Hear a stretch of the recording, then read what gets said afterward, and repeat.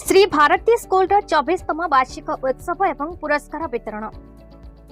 कटक चांदनी चौक स्थित श्री भारती विद्यालय 24तम वार्षिक उत्सव विजु पट्टनायक छक अंतर्गत सारला भवन में प्रतिवर्ष भली चलित वर्ष वार्षिक पुरस्कार वितरण उत्सव अनुष्ठित हो जाइछे। उक्त उत्सव में अनुष्ठान सभापति डाक्टर रवि रंजन साहू अध्यक्षता करथिले। ए उत्सव में अवसर प्राप्त विचारपति जस्टिस मनोरंजन महांती, साहित्य संसद प्रतिष्ठाता सभापति डॉक्टर इंजीनियर प्रभाकर स्वाई मुख्य अतिथि, कटक आचार्य हरिहर आंचलिक कर्कट रोग केन्द्र पूर्वतन प्रोफेसर डाक्टर निमाई चरण परिचा सम्मानित अतिथि, ओडिया विभाग प्राध्यापिका डॉक्टर विद्युत प्रभा मिश्र मुख्य वक्ता भाव जोग देथिले। जस्टिस मनोरंजन महांती छात्र छात्री मानकु निज ना सहित जेते ना मने रखिबे, निज भाषा सहित जेते अन्य भाषा शिखिबे, निज धर्म सहित जेते अन्य धर्म को सम्मान देबे, सेते भल मनिष हेबा सहित चलापथ कुसुमित हेबो बोली वक्तव्य प्रदान करथिले। अन्य अतिथि माने पिलामानंकु निज प्रतिभा विकास पई निष्ठा और चेष्टा करबा आवश्यक बोली कहिथिले।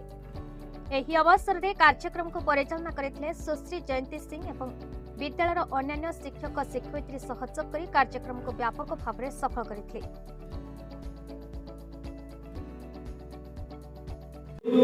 आमर श्री भारती विद्यालय प्रधान शिक्षयित्री सुश्री जयंती सिंह।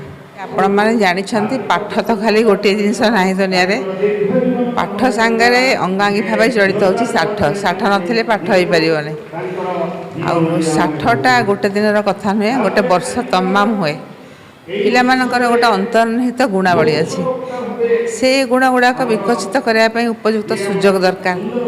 तेणु तांको वर्ष तमाम से गुड़ा सब पिलामानकर विभिन्न समय प्रतियोगिता करिथाउ।